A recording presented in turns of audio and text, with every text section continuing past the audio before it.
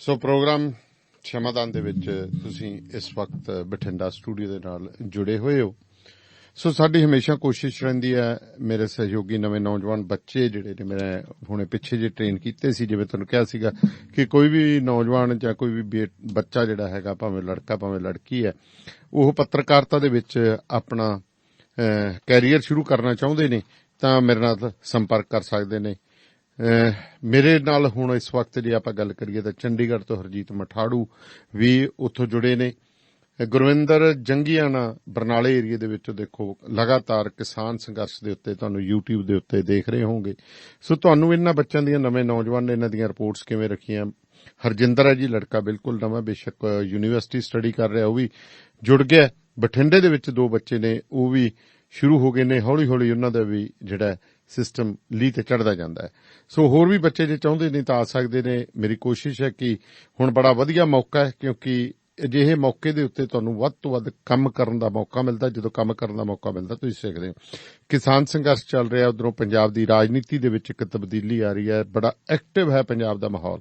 ਜੇਕਰ ਕੋਈ ਵੀ ਬੱਚਾ ਇਸ ਵਕਤ ਜਰਨਲਿਜ਼ਮ ਜਿਹੜੀ ਆ ਉਹ ਸਿੱਖਣਾ ਚਾਹੁੰਦਾ, ਸੋਸ਼ਲ ਮੀਡੀਆ ਦੇ ਉੱਤੇ ਕਿਸ ਤਰ੍ਹਾਂ ਕੈਮਰਾ ਕਰਨਾ, ਕਿਸ ਤਰ੍ਹਾਂ ਰਿਪੋਰਟਸ ਬਣਾਉਣੀਆਂ ਨੇ, ਤਮਾਮ ਜਾਣਕਾਰੀ ਮੈਂ ਤੁਹਾਨੂੰ ਫ੍ਰੀ ਆਫ ਕਾਸਟ ਦਿਆਂਗਾ।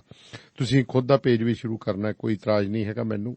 ਪੰਜਾਬ ਦੀ ਸੇਵਾ ਕਰੋ, ਪੰਜਾਬ ਨੂੰ ਅੱਛੀ ਜਾਣਕਾਰੀ ਦਿਓ। ਸੋ ਸੁਨੇਹਾ ਹੈ ਜੀ ਗੁਰਵਿੰਦਰ ਸਿੰਘ ਧਾਲੀਵਾਲ ਤੇ ਜਗਦੇਵ ਸਿੰਘ ਸੰਧੂ ਹੋਰਾਂ ਦਾ, ਜਿਹੜੇ ਵਾਸ਼ਿੰਗਟਨ ਫਰਾਈਟ ਸਰਵਿਸ ਵਾਲੇ ਨੇ ਜੀ। ਸੈਟਲ ਦੇ ਵਿੱਚ ਇਹਨਾਂ ਨੂੰ ਓਨਰ ਆਪਰੇਟਰ ਵੀ ਚਾਹੀਦੇ ਨੇ, ਪਲੱਸ ਡਰਾਈਵਰ ਚਾਹੀਦੇ ਨੇ ਜੀ। ਲੋਕਲ ਕੰਮ ਹੈ ਸਾਰਾ ਸੈਟਲ ਦੇ ਆਲੇ ਦੁਆਲੇ। ਸਵੇਰੇ ਘਰੋਂ ਜਾ ਕੇ ਸ਼ਾਮ ਨੂੰ ਪਰਿਵਾਰ ਦੇ ਨਾਲ ਤੁਸੀਂ ਆਪਣਾ ਸਮਾਂ ਬਤੀਤ ਕਰ ਸਕਦੇ ਹੋ, ਜਾਂ ਰਾਤ ਨੂੰ ਗਏ ਤਾਂ ਸਵੇਰੇ। ਕਹਿਣ ਤੋਂ ਭਾਵ ਕਿ ਲੋਕਲ ਹੀ ਕੰਮ ਹੈ, ਦੂਰ ਲੌਂਗ ਹਾਲ ਨਹੀਂ ਜਾਣਾ ਪਏਗਾ। ਹਰ ਰੋਜ਼ ਘਰੇ ਵਾਪਸ ਪਰਤ ਸਕਦੇ ਹੋ। ਤੁਹਾਡੀ ਸਹੂਲਤ ਦੇ ਲਈ ਡਿਸਪੈਚ ਪੰਜਾਬੀ 'ਚ ਹੈ, ਨਾਲ ਇੰਗਲਿਸ਼ ਦੇ ਵਿੱਚ ਹੋਏਗਾ। ਸੰਪਰਕ ਕਰੋ ਜੀ 206 354 4060, 253 266 6924। ਅੱਛੀ ਮਾਈਲੇਜ, ਅੱਛਾ ਤੁਹਾਨੂੰ ਜਿਹੜੀ ਹੈ ਵੇਜਿਸ ਨੇ ਜਿਹੜੇ, ਉਹ ਇੱਕ ਵਾਰੀ ਸੰਪਰਕ ਕਰ ਲਓ। ਸੋ ਗੁਰਦੀਪ ਸਿੰਘ ਮਾਨ ਹੋਰੀ ਬਰੈਂਪਟਨ ਤੋਂ, ਉਹਨਾਂ ਦਾ ਮੈਂ ਧੰਨਵਾਦੀ ਹਾਂ। ਸਿੱਧੂ ਟਰੱਕ ਲਾਈਨ ਬੇਕਰਸਫੀਲਡ ਵਾਲੇ ਕੁਲਵੰਤ ਸਿੰਘ ਸਿੱਧੂ ਨੂੰ ਸੋਲੋ ਤੇ ਟੀਮ ਡਰਾਈਵਰ ਚਾਹੀਦੇ ਨੇ ਜੀ। ਓਨਰ ਆਪਰੇਟਰ ਵੀ ਸੰਪਰਕ ਕਰ ਸਕਦੇ ਨੇ 661 667 1188, 661 667 1188 ਦੇ ਉੱਤੇ ਸੰਪਰਕ ਕਰ ਸਕਦੇ ਹੋ। ਤੇ ਜਤਿੰਦਰ ਸਿੰਘ ਤੂਰ ਹੋਰਾਂ ਨੂੰ ਤੁਸੀਂ ਜੇਕਰ ਬਿਜਲੀ ਦਾ ਬਿੱਲ ਜ਼ੀਰੋ ਕਰਨਾ ਚਾਹੁੰਦੇ ਹੋ ਤਾਂ ਤੁਸੀਂ 661 754 1722 ਤੇ ਸੰਪਰਕ ਕਰ ਸਕਦੇ ਹੋ, 661 754 1722। ਸੋ ਪ੍ਰੋਗਰਾਮ ਸ਼ਮਾਦਾਨ ਦੇ ਵਿੱਚ ਇਸ ਵਕਤ ਆਪਾਂ ਜੁੜੇ ਹੋਏ ਹਾਂ। ਤੇ ਹੁਣ ਗੱਲ ਉਹੀ ਮਸਲਾ ਕਿਸਾਨੀ ਦਾ, ਮਸਲਾ ਕਿਸਾਨਾਂ ਦੇ ਪ੍ਰਦਰਸ਼ਨ ਦਾ। ਅਰਜੀ ਭਾਸਕਰ ਜੀ ਮੇਰੇ ਨਾਲ ਨੇ। ਭਾਸਕਰ ਸਾਹਿਬ ਸਤਿ ਸ਼੍ਰੀ ਅਕਾਲ ਜੀ। ਭਾਸਕਰ ਸਾਹਿਬ ਦੇਖੋ ਬੜੀ ਕਿੰਨਾ ਸਮਾਂ ਹੋ ਗਿਆ ਲਗਾਤਾਰ ਕੇਂਦਰ ਸਰਕਾਰ ਨੇ ਮਜ਼ਾਕ ਜਿਹਾ ਕਰਤਾ ਕਿ ਉੱਥੋਂ ਦਾ ਇੱਕ ਸੈਕਟਰੀ ਕਹਿੰਦਾ ਜੀ ਤੁਸੀਂ, ਮੈਂ ਤੁਹਾਨੂੰ ਨਿੱਜੀ ਇਨਵੀਟੇਸ਼ਨ ਦਿੰਦਾ। ਨਿੱਜੀ ਕੀ ਹੁੰਦੀ ਹੈ ਮੈਨੂੰ ਅੱਜ ਪਹਿਲੀ ਵਾਰੀ ਪਤਾ ਲੱਗਿਆ, ਕੋਈ ਸਰਕਾਰੀ ਬੰਦਾ ਨਿੱਜੀ ਇਨਵੀਟੇਸ਼ਨ ਵੀ ਦੇ ਸਕਦਾ ਹੈ। ਕੀ ਕੇਂਦਰ ਸਰਕਾਰ ਜਾਂ ਸਾਡੇ ਰਾਜਨੀਤਿਕ ਲੋਕ ਨੇ ਜਿਹੜੇ ਇਹ ਕਿਸਾਨਾਂ ਦੇ ਪ੍ਰਦਰਸ਼ਨ ਨੂੰ ਸੀਰੀਅਸਲੀ ਲੈ ਵੀ ਰਹੇ ਨੇ, ਜਾਂ ਗੋਂਗਲੂਆਂ ਤੋਂ ਮਿੱਟੀ ਝਾੜਦੇ ਆ ਕਿ 2 ਦਿਨ ਆਪਾਂ ਟਰੈਕਟਰ ਚਲਾ ਲਿਆ, 1 ਦਿਨ ਉਹਨੇ ਚਲਾ ਲਿਆ, 2 ਦਿਨ ਗੱਲਾਂ ਮਾਰਨੀਆਂ ਬਿਆਨ ਦੇ ਤੇ, ਠੀਕ ਹੈ ਜੀ, ਸਪੀਕਰਾਂ ਤੇ ਬੋਲ ਕੇ ਇੱਕ ਦੂਜੀਆਂ ਦੀ ਪੋਲੀਟੀਕਲ ਪਾਰਟੀਜ਼ ਨੂੰ ਗਾਲਾਂ ਕੱਢਦੀਆਂ। ਬਿਲਕੁਲ ਠੀਕ ਤੁਸੀਂ ਕਹਿ ਰਹੇ ਹੋ ਕਿ ਇੱਕ ਐਡੀਸ਼ਨਲ ਸੈਕਟਰੀ ਦੀ ਤਰਫੋਂ ਤਕਰੀਬਨ ਸਾਰੇ ਕਿਸਾਨ ਆਗੂਆਂ ਨੂੰ ਇਨਵੀਟੇਸ਼ਨ ਗਿਆ ਸੀਗਾ 8 ਤਰੀਕ ਦਾ, ਯਾਨੀ ਅੱਜ 2:30 ਵਜੇ ਦਾ। ਔਰ ਮੇਰੇ ਖਿਆਲ ਨਾਲ ਬਹੁਤ ਜ਼ਿਆਦਾ ਮੈਕਸੀਮਮ ਜਿੰਨੇ ਵੀ ਲੀਡਰ ਸੀਗੇ ਉਹਨਾਂ ਨੇ ਨਾ ਜਾਣ ਦਾ ਫੈਸਲਾ ਕੀਤਾ ਸੀਗਾ ਜੀ। ਔਰ ਉਸ ਤੋਂ ਬਾਅਦ ਹੁਣ ਗੱਲ ਆ ਰਹੀ ਹੈ ਕਿ ਕਿਸੇ ਵੀ ਤਰੀਕੇ ਨਾਲ ਭਾਜਪਾ ਨੇ ਆਪਣੇ ਕ੍ਰਾਈਸਿਸ ਮੈਨੇਜਮੈਂਟ ਦੀ ਟੀਮ ਨੂੰ ਉਤਾਰਤਾ ਹੈ ਜੀ, ਔਰ ਕਿਸੇ ਵੀ ਤਰੀਕੇ ਨਾਲ ਇਸ ਅੰਦੋਲਨ ਨੂੰ ਖਤਮ ਕਰਾਇਆ ਜਾਏ ਜੀ। ਹੁਣ ਖਤਮ ਕਰਾਉਣ ਦੇ 2 ਤਰੀਕੇ ਨੇ ਕਿ ਕਿਸਾਨਾਂ ਦੀ ਮੰਗ ਨੂੰ ਮੰਨ ਲਿਆ ਜਾਏ, ਜਾਂ ਫਿਰ ਉਹਨਾਂ ਦੇ ਵਿੱਚ ਕੁਝ ਆਗੂਆਂ ਨੂੰ ਤੋੜ ਕੇ ਜੀ ਉਹਨਾਂ ਦੀ ਜਿਹੜੇ ਅੰਦੋਲਨ ਹੈ ਉਹਦੇ ਵਿੱਚ ਫੂਟ ਪਾਈ ਜਾਏ। ਤੇ ਫਿਲਹਾਲ ਜਿਹੜੀ ਹਰਕਤਾਂ ਲੱਗ ਰਹੀਆਂ ਉਹ ਹੈਗੀ ਹੈ ਕਿ ਕਿਸਾਨਾਂ ਦੇ ਅੰਦੋਲਨ ਦੇ ਵਿੱਚ ਫੂਟ ਪਾਉਣ ਦੀ। ਜਿਸ ਤਰੀਕੇ ਨਾਲ ਕਿਸਾਨਾਂ ਦੇ ਆਗੂ ਨੇ ਇੱਕ ਪਟੀਸ਼ਨ ਜਿਹੜੀ ਸੁਪਰੀਮ ਕੋਰਟ ਵਿੱਚ ਪਾਈ ਸੀ ਇਹਨਾਂ ਐਕਟਾਂ ਦੇ ਖਿਲਾਫ, ਉਹਨੂੰ ਵਾਪਸ ਲੈ ਲਿਆ। ਉਹ ਆਪਣੇ ਆਪ ਵਿੱਚ ਇੰਡੀਕੇਸ਼ਨ ਹੈਗਾ ਹੈ ਕਿ ਭਾਜਪਾ ਆਪਣੀ ਤਰਫੋਂ ਪੂਰਾ ਉਹ ਕੰਮ ਕਰ ਰਹੀ ਹੈ ਜਿਹਦੇ ਰਾਹੀਂ ਇਸ ਅੰਦੋਲਨ ਨੂੰ ਪਹਿਲੇ ਤੇ ਕਾਂਗਰਸ ਤੋਂ ਜਾਂ ਹੋਰ ਪੋਲੀਟੀਕਲ ਪਾਰਟੀਆਂ ਤੋਂ ਲਾਹਾ ਲੈਣ ਤੋਂ ਰੋਕਿਆ ਜਾਏ ਔਰ ਸਿੱਧੀ ਕਿਸਾਨਾਂ ਨਾਲ ਗੱਲਬਾਤ ਕਰਕੇ ਉਹਨਾਂ ਦੀ ਸਮੱਸਿਆਵਾਂ ਦਾ ਹੱਲ ਕੀਤਾ ਜਾਏ। ਪਰ ਹੱਲ ਤੇ ਤਾਂ ਹੀ ਹੋ ਸਕਦਾ ਜਦ ਇੱਕ ਐਪਰੋਪਰੀਏਟ ਲੈਵਲ ਤੇ ਗੱਲਬਾਤ ਸ਼ੁਰੂ ਹੋਏਗੀ। ਫਿਲਹਾਲ ਤੇ ਹਜੇ ਕਿਸਾਨ ਆਗੂ ਕੋਈ ਗੱਲਬਾਤ ਦੇ ਵਿੱਚ ਨਹੀਂ ਹੈਗੇ। ਔਰ ਦੂਜੀ ਡਿਵੈਲਪਮੈਂਟ ਹੋਈ ਜਿਹੜਾ ਗੁਰਦੁਆਰਾ ਪ੍ਰਬੰਧਕ ਜਿਹੜਾ ਗੁਰਦੁਆਰਾ ਕਮਿਸ਼ਨਰ ਦੀ ਜਿਹੜੇ ਡਿਊਟੀ ਲਾਈ ਹੈ ਉਹਨਾਂ ਨੇ, ਉਹਦੇ ਵਿੱਚ ਇਹ ਇੰਡੀਕੇਸ਼ਨ ਹੈਗਾ ਹੈ ਕਿ ਅਕਾਲੀਆਂ ਨੂੰ ਇੱਕ ਤਰੀਕੇ ਨਾਲ ਅਕਾਲੀਆਂ ਦੇ ਕਬਜ਼ੇ ਤੋਂ SGPC ਨੂੰ ਛੁਡਾਉਣ ਵਾਸਤੇ ਇੱਕ ਸਟੈਪ ਸਰਕਾਰ ਨੇ ਚੱਕਿਆ।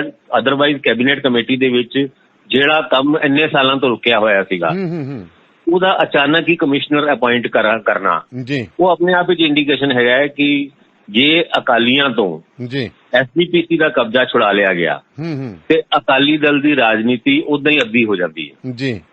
ਉਹਦੇ ਵਿੱਚ ਢੀਂਡਸਾ ਸਾਹਿਬ ਉਹਨਾਂ ਨੇ ਭਾਵੇਂ ਅਕਾਲੀ ਦਲ ਨੇ ਵੀ ਔਰ ਕਾਂਗਰਸ ਨੇ ਵੀ ਇਸ ਗੱਲ ਦਾ ਵੈਲਕਮ ਕੀਤਾ ਔਰ ਇਸ ਗੱਲ ਦੇ ਵੀ ਇੰਡੀਕੇਸ਼ਨ ਹੈਗੇ ਕਿ ਜਨਵਰੀ ਦੇ ਵਿੱਚ ਜਾਂ ਅਗਲੇ ਸਾਲ ਦੀ ਸ਼ੁਰੂਆਤ ਦੇ ਵਿੱਚ SGPC ਦੀ ਚੋਣਾਂ ਜਿਹੜੀ 2011 ਤੋਂ ਲੈ ਕੇ ਹਜੇ ਤੱਕ ਨਹੀਂ ਹੋਈ ਉਹ ਵੀ ਹੋ ਸਕਦੀ ਹੈ। ਬਾਕੀ ਤੁਸੀਂ ਗੱਲ ਕੀਤੀ ਕਿਸਾਨਾਂ ਦਾ ਐਜੀਟੇਸ਼ਨ, ਤੇ ਅੱਜ ਸਾਡੇ ਫਿਲੌਰ ਦੇ ਵਿੱਚ ਜਿਹੜਾ ਲਾਡੋਵਾਲ ਟੋਲ ਪਲਾਜ਼ਾ ਹੈ ਉਹਦੇ ਵਿੱਚ ਤੁਹਾਨੂੰ ਪਤਾ ਹੈ ਕਿ ਤੋੜਫੋੜ ਕੀਤੀ ਗਈ ਔਰ ਇੱਥੇ ਤੱਕ ਕਿ ਉਹ ਸਾਰੇ ਬੈਰੀਅਰ ਤੋੜ ਦਿੱਤੇ ਗਏ ਔਰ ਰਿਲਾਇੰਸ ਮਾਲ ਜਿਹੜਾ ਸਾਡੇ ਜਲੰਧਰ ਦੇ ਵਿੱਚ ਹੈਗਾ ਉਹ ਇਨਡੈਫੀਨੇਟਲੀ ਬੰਦ ਕਰ ਦਿੱਤਾ ਗਿਆ ਕਿਉਂਕਿ ਉਹਨਾਂ ਦਾ ਜਿਹੜਾ ਪ੍ਰਾਈਵੇਟ ਹਾਊਸਿਸ ਹੈਗੇ ਉਹਦੇ ਵਿੱਚ ਅੰਬਾਨੀ ਅਡਾਨੀ ਦਾ ਨਾਂ ਸਭ ਤੋਂ ਅੱਗੇ ਆਉਂਦਾ ਹੈ ਤੇ ਅੰਬਾਨੀ ਦਾ ਉਹ ਰਿਲਾਇੰਸ ਮਾਲ ਹੈਗਾ ਜਿਹਨੂੰ ਅੱਜ ਵੀ ਬੰਦ ਕੀਤਾ ਗਿਆ ਔਰ ਇਨਡੈਫੀਨੇਟ ਪੀਰੀਅਡ ਵਾਸਤੇ ਅਥਾਰਟੀਜ਼ ਨੇ ਵੀ ਖਾਸ ਕਰਕੇ ਮਾਲ ਦੇ ਜਿਹੜੇ ਅਥਾਰਟੀ ਹੈਗੀ ਹੈ ਉਹਨਾਂ ਨੇ ਵੀ ਇਸ ਗੱਲ ਨੂੰ ਬੰਦ ਕਰਨ ਦਾ ਹੀ ਫੈਸਲਾ ਕੀਤਾ। ਅੱਗੇ ਇਹ ਲੜਾਈ ਕਿਸ ਪਾਸੇ ਜਾਂਦੀ ਹੈ ਤੇ ਕਿਸ ਤਰੀਕੇ ਨਾਲ ਇਹਦਾ ਸਿਆਸੀ ਲਾਹਾ ਲੈਣ ਵਾਸਤੇ ਦੂਜੀ ਪੋਲੀਟੀਕਲ ਪਾਰਟੀਆਂ ਵੀ ਅਗਰਸਰ ਹੁੰਦੀ ਹੈ। ਫਿਲਹਾਲ ਤੇ ਜਿਹੜਾ ਹੁਣ ਅੱਜ ਸਭ ਤੋਂ ਇੰਪੋਰਟੈਂਟ ਹੈਗਾ ਇੱਕ ਹਰੀਸ਼ ਰਾਵਤ ਉਹਨਾਂ ਦਾ ਬਿਆਨ ਛਪਿਆ ਸਿੱਧੂ ਬਾਰੇ। ਉਹਨਾਂ ਨੇ ਇਹ ਕਿਹਾ ਹੈ ਕਿ ਸਿੱਧੂ ਨੂੰ ਕੋਈ ਵੱਡੀ ਜ਼ਿੰਮੇਵਾਰੀ 2022 ਤੋਂ ਪਹਿਲੇ ਦਿੱਤੀ ਜਾ ਸਕਦੀ ਹੈ ਪਰ ਸਿੱਧੂ ਨੂੰ ਵੀ ਇੰਪੇਸ਼ੈਂਟ ਨਹੀਂ ਹੋਣਾ ਚਾਹੀਦਾ। ਅੱਛਾ ਜੀ। ਔਰ ਕੈਪਟਨ ਅਮਰਿੰਦਰ ਸਿੰਘ ਉਹਨਾਂ ਨੇ ਜਿਹੜੀ ਗੱਲ ਕਹੀ ਸੀ ਵੀ ਨਹੀਂ ਜੀ ਮੈਂ ਕਦੀ ਵੀ ਇਹ ਨਹੀਂ ਐਕਸੈਪਟ ਕਰੂੰਗਾ, ਮੈਂ ਕਦੀ ਵੀ ਸਿੱਧੂ ਨੂੰ ਇਸ ਪੋਸਟ ਤੇ ਐਕਸੈਪਟ ਨਹੀਂ ਕਰੂੰਗਾ, ਉਹ ਵੀ ਉਹਨਾਂ ਨੇ ਇਨਡਾਇਰੈਕਟਲੀ ਮੈਸੇਜ ਦੇ ਦਿੱਤਾ ਹੈ ਕਿ ਵੀ ਉਹ ਕੈਪਟਨ ਨਹੀਂ ਅਪਾਇੰਟ ਕਰਦੇ, ਉਹ ਪਾਰਟੀ ਦੀ ਹਾਈ ਕਮਾਂਡ ਅਪਾਇੰਟ ਕਰਦੀ ਹੈ ਔਰ ਹਾਈ ਕਮਾਂਡ ਦੇ ਫੈਸਲੇ ਨੂੰ ਭਾਵੇਂ ਉਹ ਕੈਪਟਨ ਸਾਹਿਬ ਹੋਣ ਜਾਂ ਕੋਈ ਵੀ ਹੋਣ ਸਾਰਿਆਂ ਨੂੰ ਮੰਨਣਾ ਪਏਗਾ। ਇਸ ਗੱਲ ਦਾ ਇੰਡੀਕੇਸ਼ਨ ਜ਼ਰੂਰ ਮਿਲਦਾ ਹੈ ਕਿ ਕੋਈ ਨਾ ਕੋਈ ਸਿੱਧੂ ਨੂੰ ਵੱਡੀ ਜ਼ਿੰਮੇਵਾਰੀ ਆਉਣ ਵਾਲੇ ਟਾਈਮ ਵਿੱਚ ਮਿਲ ਸਕਦੀ ਹੈ ਔਰ ਸਿੱਧੂ ਉਹਨਾਂ ਨੇ ਵੀ ਉਸ ਰਾਹੁਲ ਗਾਂਧੀ ਦੀ ਰੈਲੀ ਦੇ ਵਿੱਚ ਆ ਕੇ ਆਪਣੀ ਗੱਲ ਨੂੰ ਪੁਰਜੋਰ ਤਰੀਕੇ ਨਾਲ ਰੱਖਦੇ ਹੋਏ ਕੈਪਟਨ ਅਮਰਿੰਦਰ ਸਿੰਘ ਉਹਨਾਂ ਦੇ ਉੱਤੇ ਇਨਡਾਇਰੈਕਟ ਅਟੈਕ ਕੀਤਾ ਜਦ ਉਹਨਾਂ ਨੇ ਇਹ ਗੱਲ ਕਹੀ ਸੀ ਕਿਉਂ ਨਹੀਂ ਪੰਜਾਬ ਸਰਕਾਰ MSP ਦਿੰਦੀ, ਕਿਉਂ ਨਹੀਂ ਪੰਜਾਬ ਸਰਕਾਰ ਇਸ ਗੱਲ ਨੂੰ ਇਨਸ਼ੋਰ ਕਰਦੀ ਜੇ ਹਿਮਾਚਲ ਸੇਬਾਂ ਦੇ ਉੱਤੇ MSP ਦੇ ਸਕਦਾ ਹੈ ਔਰ ਮਹਾਰਾਸ਼ਟਰ ਦੇ ਵਿੱਚ ਗੁਜਰਾਤ ਦੇ ਵਿੱਚ ਦੁੱਧ ਦੇ ਉੱਤੇ MSP ਦਿੱਤੀ ਜਾ ਸਕਦੀ ਹੈ, ਕਿਉਂ ਨਹੀਂ ਪੰਜਾਬ ਦੇ ਵਿੱਚ ਕਣਕ ਤੇ ਝੋਨੇ ਦੇ ਵਿੱਚ ਸੂਬੇ ਦੀ ਸਰਕਾਰ ਇਸ ਗੱਲ ਨੂੰ ਇਨਸ਼ੋਰ ਕਰਦੀ ਕਿ ਅਸੀਂ ਤੁਹਾਨੂੰ ਮਿਨੀਮਮ ਸਪੋਰਟ ਪ੍ਰਾਈਸ ਦੇਵਾਂਗੇ। ਇਹ ਗੱਲ ਕਹਿ ਕੇ ਉਹਨਾਂ ਨੇ ਪੰਜਾਬ ਸਰਕਾਰ ਵਾਸਤੇ ਪੰਗਾ ਜ਼ਰੂਰ ਪਾਤਾ ਔਰ ਜਿਹੜਾ ਡਿਫਰੈਂਸਿਸ ਹੈਗੇ ਨੇ ਉਹ ਇਸ ਤਰੀਕੇ ਨਾਲ ਹੁਣ ਕਿਸਾਨਾਂ ਦੇ ਹੱਕ 'ਚ ਗੱਲ ਕਰਦੇ ਹੋਏ ਸਿੱਧੂ ਉਹਨਾਂ ਨੇ ਇੱਕ ਤੀਰ ਜ਼ਰੂਰ ਛੱਡਿਆ ਕੈਪਟਨ ਅਮਰਿੰਦਰ ਸਿੰਘ ਉਹਨਾਂ ਦੇ ਉੱਤੇ। ਜੀ ਸੋ ਤੀਰ ਛੱਡੀ ਜਾਣ ਜੀ ਜੋ ਮਰਜ਼ੀ ਕਰੀ ਜਾਣ, ਗੱਲ ਤਾਂ ਭਾਸਕਰ ਸਾਹਿਬ ਇਹ ਹੈ ਕਿ ਐਂਡ ਆਫ ਦਾ ਡੇ ਤੁਸੀਂ ਘਰ ਕੀ ਲੈ ਕੇ ਜਾਂਦੇ ਹੋ? ਐਂਡ ਆਫ ਦਾ ਡੇ ਤੇ ਇਹ ਐਜੀਟੇਸ਼ਨ ਚੱਲ ਰਿਹਾ ਹੈ ਔਰ ਇਸ ਐਜੀਟੇਸ਼ਨ ਦੇ ਸਕਸੈਸਫੁਲ ਹੋਣ ਦੀ ਉਮੀਦ ਪੂਰੀ ਹੈਗੀ ਹੈ, ਕਿਸਾਨਾਂ ਨੂੰ ਵੀ ਹੈਗੀ ਹੈ ਔਰ ਦੂਜੀ ਸਿਆਸੀ ਪਾਰਟੀਆਂ ਨੂੰ ਵੀ ਹੈਗੀ ਹੈ। ਹੁਣ ਸਿਆਸੀ ਪੋਲੀਟੀਕਲ ਪਾਰਟੀਆਂ ਨੂੰ ਇਹ ਲੱਗਦਾ ਹੈ ਕਿ ਬਈ ਅਗਰ ਕੋਈ ਸਮਝੌਤਾ ਜਾਂ ਕਿਸਾਨਾਂ ਦੇ ਗ੍ਰੀਵੈਂਸਸ ਦਾ ਹੱਲ ਹੁੰਦਾ ਹੈ ਤੇ ਉਹਦਾ ਫਾਇਦਾ ਆਪਣੇ ਸਿਰ ਆਪਾਂ ਬਣੀਏ, ਭਾਵੇਂ ਉਹ ਕਾਂਗਰਸ ਹੋਏ, ਭਾਵੇਂ ਉਹ ਆਮ ਆਦਮੀ ਪਾਰਟੀ ਹੋਏ ਜਾਂ ਫਿਰ ਅਕਾਲੀ ਦਲ, ਤਿੰਨੋਂ ਕਿਸਾਨਾਂ ਦੇ ਵੱਧ ਚੜ ਕੇ ਆਗੂ ਬਣਨ ਦੀ ਕੋਸ਼ਿਸ਼ ਕਰ ਰਹੇ ਨੇ। ਹੁਣ ਅੱਗੇ ਚੱਲ ਕੇ ਇਹ ਫੇਰਾ ਕਿਹਦੇ ਸਿਰ ਬਣਦਾ ਹੈ ਜੇ ਕੋਈ ਸਮਝੌਤਾ ਹੁੰਦਾ ਹੈ, ਜੇ ਕੋਈ ਕਿਸਾਨਾਂ ਦੇ ਗ੍ਰੀਵੈਂਸਸ ਦਾ ਹੱਲ ਹੁੰਦਾ ਹੈ, ਇਹ ਤੇ ਖੈਰ ਆਉਣ ਵਾਲੇ ਵਕਤ 'ਚ ਪਤਾ ਲੱਗੇਗਾ ਪਰ ਫਿਲਹਾਲ ਸਿਆਸੀ ਤੀਰ ਇੱਕ ਦੂਜੇ ਤੇ ਛੱਡਣਾ ਜਾਰੀ ਹੈਗਾ। ਅੱਛਾ ਇੱਕ ਚੀਜ਼ ਦੱਸੋ, ਤੁਹਾਡੇ ਜਲੰਧਰ ਦੇ ਹੀ ਨੇ ਹੰਸਰਾਜ ਹੰਸ, ਹੁਣ ਉਹਨਾਂ ਦੇ 2-3 ਇੰਟਰਵਿਊਜ਼ ਜਿਹੜੀਆਂ ਘੁੰਮ ਰਹੀਆਂ ਨੇ ਪ੍ਰੋਪਰ ਚੈਨਲ ਤੇ ਤਾਂ ਨਹੀਂ ਹੈਗਾ, ਜੇ ਆਪਾਂ ਆਖੀਏ ਕੁਛ ਪੇਜਿਸ ਵੱਲੋਂ ਹੈਗੇ ਵੈਬ ਦੇ ਉੱਤੇ ਹੈਗਾ, ਉਹ ਕਹਿੰਦੇ ਨੇ ਕਿ ਭਰਾਵੋ ਮੇਰੇ ਕੋਲੇ ਆ ਜਾਓ ਮੈਂ ਮੋਦੀ ਦੇ ਘਰੇ ਲੈ ਕੇ ਜਾਣਾ। ਪਰ ਇੱਕ ਚੀਜ਼ ਇਹ ਵੀ ਹੈਗੀ ਕਿ ਉਹਨਾਂ ਦਾ ਪਾਸਟ ਵੀ ਦੱਸਦਾ ਕਿ ਜੇ ਉਹਨਾਂ ਨੇ ਗੱਲ ਕਹੀ ਹੈ ਤਾਂ ਕਈ ਬੰਦਿਆਂ ਨੂੰ ਉਹ ਲੈ ਕੇ ਵੀ ਗਏ ਨੇ, ਭਾਵੇਂ ਉਹ ਆਪਾਂ ਕਹਿ ਸਕਦੇ ਹਾਂ ਕਿ ਮਿਲੀਟੈਂਸੀ ਦੇ ਨਾਲ ਜੁੜੇ ਹੋਏ ਬੰਦੇ ਸੀ, ਹੋਮ ਮਿਨਿਸਟਰੀ ਤੱਕ ਲੈ ਕੇ ਗਏ ਉਹਨਾਂ ਨੂੰ, ਰੌਲਾ ਵੀ ਪਿਆ। ਦੇਖੋ ਕਾਂਗਰਸ ਦੇ ਐਮਪੀ ਹੈਗੇ ਨੇ, ਹੰਸਰਾਜ ਹੰਸ ਨੂੰ ਬੀਜੇਪੀ ਦੇ ਐਮਪੀ ਨੇ, ਸੌਰੀ ਬੀਜੇਪੀ ਦੇ ਐਮਪੀ ਨੇ, ਔਰ ਭਾਵੇਂ ਉਹ ਉਹਨਾਂ ਨੂੰ ਜਲੰਧਰ ਦੇ ਵਿੱਚ ਬਹੁਤਾ ਸੀਰੀਅਸਲੀ ਨਹੀਂ ਲੈਂਦੇ, ਕਿਉਂਕਿ ਉਹਨਾਂ ਨੇ ਕਈ ਵਾਰ ਏਦਾਂ ਦੀ ਗੱਲਾਂ ਕੀਤੀਆਂ। ਤੁਹਾਨੂੰ ਯਾਦ ਹੋਏਗਾ ਉਹਨਾਂ ਦਾ ਇੰਟਰਵਿਊ, ਜਦੋਂ ਕਿਹਾ ਵੀ ਪਾਕਿਸਤਾਨ ਦੇ 2 ਟੁਕੜੇ ਕਾਂਗਰਸ ਨੇ ਕੀਤੇ ਸੀਗੇ, ਕਹਿੰਦੇ ਮੈਂ ਬੜਾ ਛੋਟਾ ਸੀਗਾ, ਮੈਨੂੰ ਪਤਾ ਨਹੀਂ।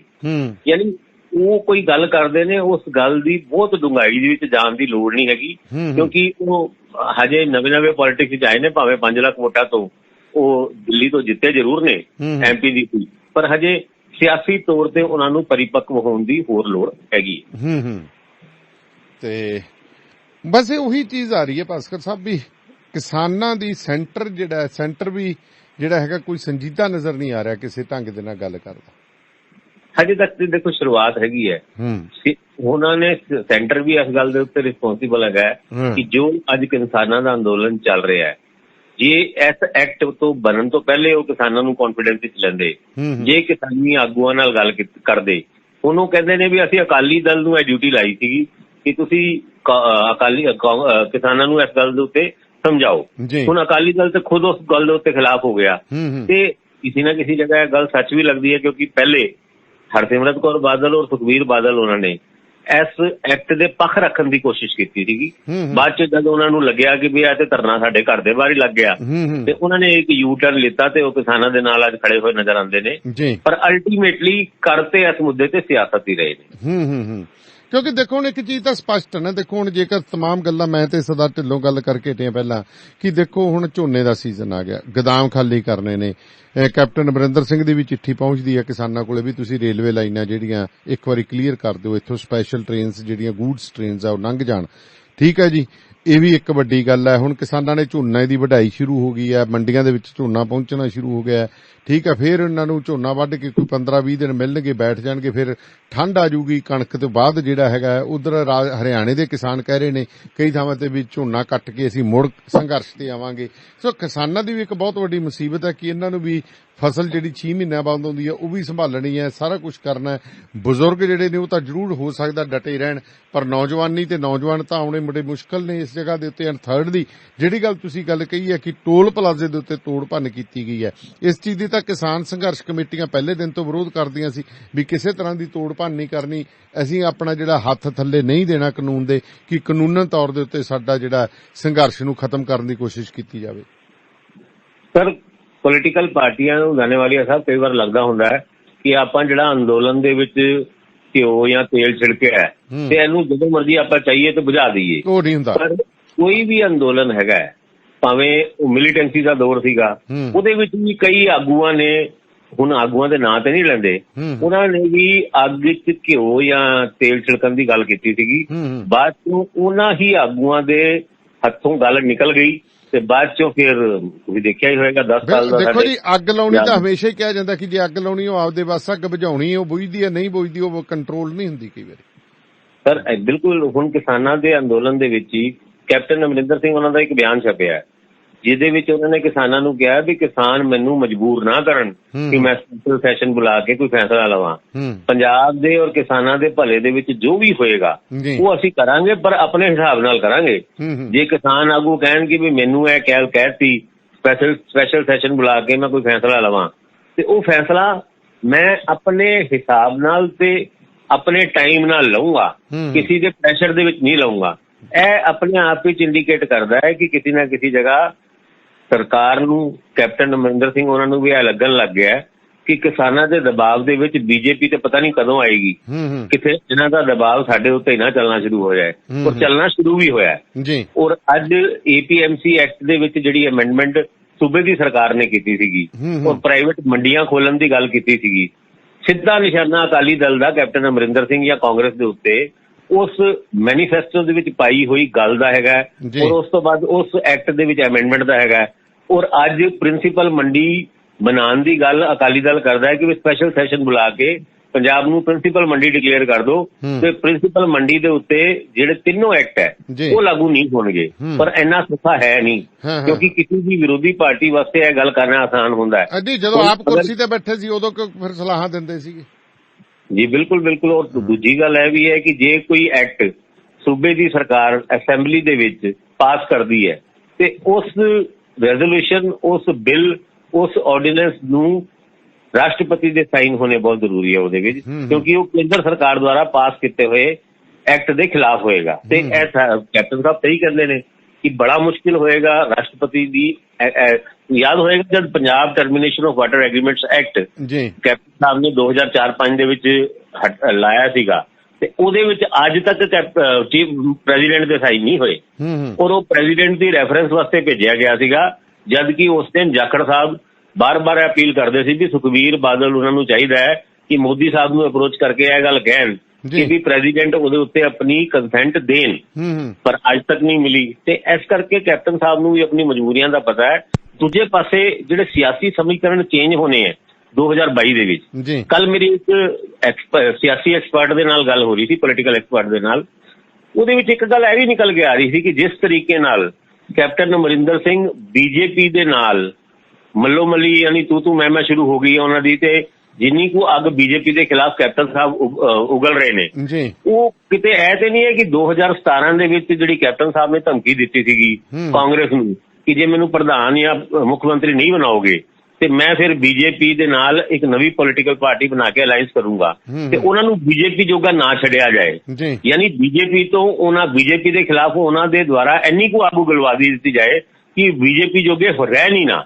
ਔਰ ਇਹੀ ਕੰਮ ਸਿੱਧੂ ਨਾਲ ਵੀ ਹੋ ਸਕਦਾ ਹੈ, ਕਿਉਂਕਿ ਸਿੱਧੂ ਦੀ ਬਾਰ-ਬਾਰ ਅਟਕਲਾਂ ਨਿਕਲਦੀ ਹੈ ਕਿ ਉਹ ਬੀਜੇਪੀ ਵੀ ਜੁਆਇਨ ਕਰ ਸਕਦੇ ਨੇ, ਪਰ ਜਦੋਂ ਉਹ ਰੈਲੀਆਂ ਦੇ ਖਿਲਾਫ ਜਾਂ ਰੈਲੀਆਂ ਦੇ ਵਿੱਚ ਮੋਦੀ ਉਹਨਾਂ ਦੇ ਖਿਲਾਫ ਅੱਗ ਉਗਲਦੇ ਨੇ, ਉਹਦੇ ਵਿੱਚ ਇਹ ਇੰਡੀਕੇਸ਼ਨ ਨਹੀਂ ਪਈ। ਹੁਣ ਤੇ ਨਹੀਂ, ਮੁਸ਼ਕਿਲ ਹੈਗਾ ਜਿਸ ਤਰੀਕੇ ਨਾਲ ਉਹ ਮੋਦੀ ਦੇ ਖਿਲਾਫ ਗੱਲਾਂ ਕਰ ਰਹੇ ਨੇ, ਉਹ ਬੀਜੇਪੀ ਤੇ ਨਹੀਂ ਜਾ ਸਕਦੇ। ਇਹੀ ਸੇਮ ਸਿਚੁਏਸ਼ਨ ਕੈਪਟਨ ਸਾਹਿਬ ਦੇ ਨਾਲ ਵੀ ਹੈਗੀ ਹੈ।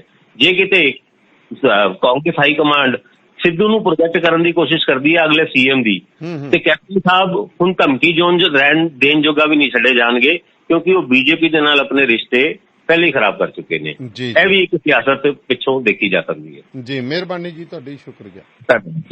ਸੋ ਇਹ ਸਨ ਰਜੀਵ ਭਾਸਕਰ ਜੀ, ਤੇ ਹੁਣ ਆਪਾਂ ਚੱਲਦੇ ਹਾਂ ਜੀ ਗੁਰਦਾਸਪੁਰ। ਨਿਤਿਨ ਲੂਥਰਾ ਜੀ ਮੇਰੇ ਨਾਲ ਨੇ। ਲੂਥਰਾ ਜੀ ਸਤਿ ਸ੍ਰੀ ਅਕਾਲ। ਸਤਿ ਸ੍ਰੀ ਅਕਾਲ ਧੰਨਵਾਦ ਸਾਹਿਬ। ਲੂਥਰਾ ਜੀ,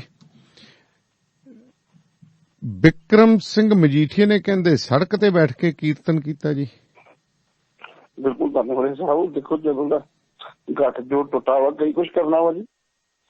ਅੱਜ ਜਿਹੜਾ ਡੇਰਾ ਬਾਬਾ ਨਾਨਕ ਦੇ ਕਰਤਾਰਪੁਰ ਕੋਰੀਡੋਰ ਦਾ ਮੇਨ ਗੇਟ ਸੀ, ਜਿਹਨੂੰ ਆਪਾਂ ਕਹਿ ਦਿੰਦੇ ਹਾਂ ਕਿ ਉਸ ਤੋਂ ਅੱਗੇ ਜਾਣਾ ਵਰਜਿਤ ਹੁੰਦਾ ਵਾ ਬਿਨਾਂ ਵੀਜ਼ਾ ਤੇ ਬਿਨਾਂ ਪਾਸਪੋਰਟ ਦੇ, ਉੱਥੇ ਤੱਕ ਸਾਬਕਾ ਮੰਤਰੀ ਸਾਹਿਬ ਪਹੁੰਚ ਗਏ ਜੀ। ਤੇ ਉਹਨਾਂ ਦੇ ਨਾਲ ਬਟਾਲਾ ਤੋਂ ਵਿਧਾਇਕ ਲਖਵੀਰ ਸਿੰਘ ਲੋਧੀ ਨੰਗਲ, ਜ਼ਿਲ੍ਹਾ ਪ੍ਰਧਾਨ ਗੁਰਬਚਨ ਸਿੰਘ ਬੱਬੇ ਵਾਲੀ ਤੋਂ ਇਲਾਵਾ ਹੋਰ ਕਈ ਉਹਨਾਂ ਦੇ ਟੀਮ ਮੈਂਬਰ ਐਸੇ ਸੀ ਜਿਹੜੇ ਨਾਲ ਪਹੁੰਚੇ।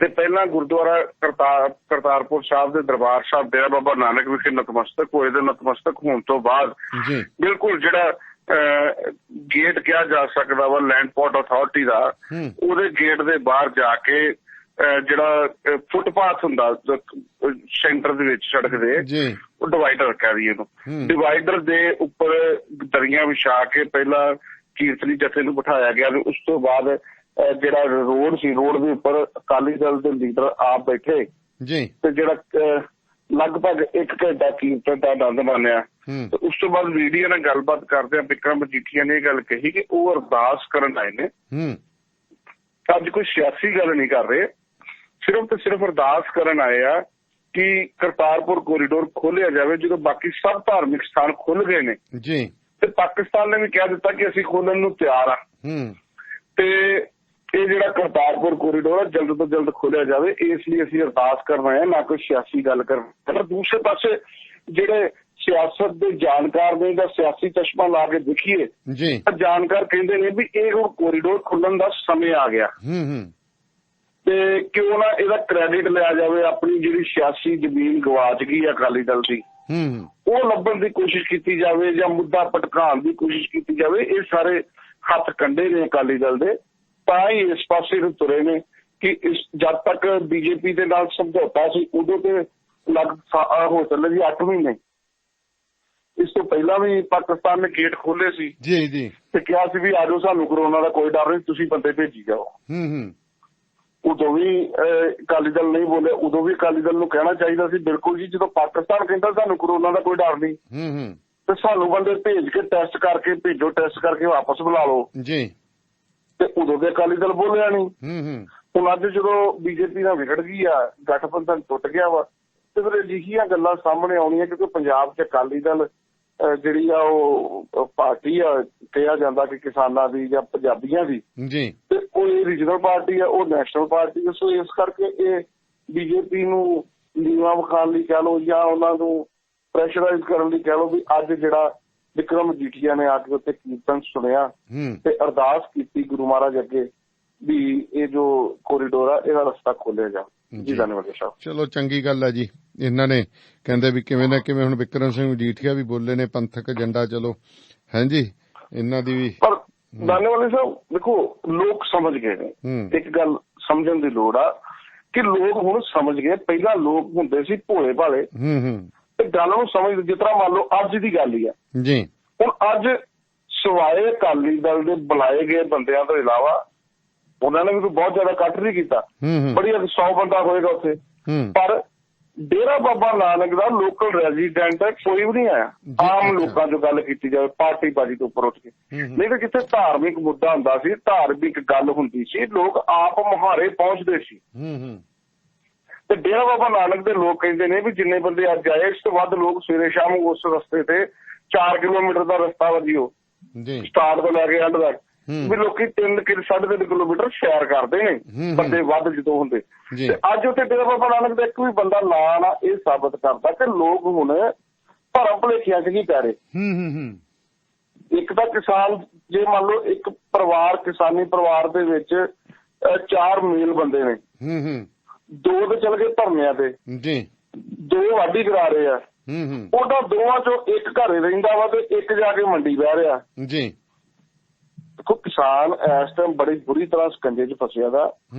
ਕਿਸਾਨ ਨੇ ਹੁਣ ਕਿਸਾਨ ਦੇ ਨਾਲ ਲੱਗਦੇ ਬਾਕੀ ਵਰਗ ਵੀ ਸਿਆਣੇ ਹੀ ਜਾ ਰਹੇ, ਉੱਥੇ ਕੋਈ ਗੱਲ ਸੁਣਨ ਆਇਆ ਨਹੀਂ, ਕੋਈ ਚਰਚਾ ਦਾ ਵਿਸ਼ਾ ਨਹੀਂ ਬਣਿਆ। ਹਾਂ ਸਵੇਰੇ ਜ਼ਰੂਰ ਅੱਜ ਸਾਡੇ ਚੈਨਲਾਂ ਤੇ ਕਹਿ ਲਓ ਵੀ ਰੀਜਨਲ ਚੈਨਲਾਂ ਤੇ ਖਬਰ ਲੱਗੇਗੀ ਜਾਂ ਸਵੇਰੇ ਅਖਬਾਰ ਦੀ ਸੁਰਖੀ ਜ਼ਰੂਰ ਹੋਏਗੀ, ਲੇਕਿਨ ਲੋਕ ਹੁਣ ਸਿਆਣੇ ਹੋ ਗਏ। ਧੰਨਵਾਦ ਸਭ ਲੋਕਾਂ ਨੇ ਇੱਕੋ ਹੀ ਗੱਲ ਕਰਤੀ। ਦੇਖੋ ਕੱਲ ਵੀ ਕਿਸਾਨਾਂ ਨੇ ਇਹ ਗੱਲ ਕੈਪਟਨ ਅਮਰਿੰਦਰ ਸਿੰਘ ਨੂੰ ਇਹ ਗੱਲ ਕਹਿ ਦਿੱਤੀ ਕਿ ਜੇ ਸਪੈਸ਼ਲ ਸੈਸ਼ਨ ਨਹੀਂ ਸੱਦਣਾ ਤੇ 14 ਤੋਂ ਤੇਰੇ ਘਰ ਅੱਗੇ ਵੀ ਧਰਨਾ ਲਾ ਦੇਵਾਂਗੇ ਜਾਂ ਤੇਰੇ ਐਮਐਲਏ ਵਜ਼ੀਰਾਂ ਨੂੰ ਵੀ ਘੇਰਾਂਗੇ ਜੀ।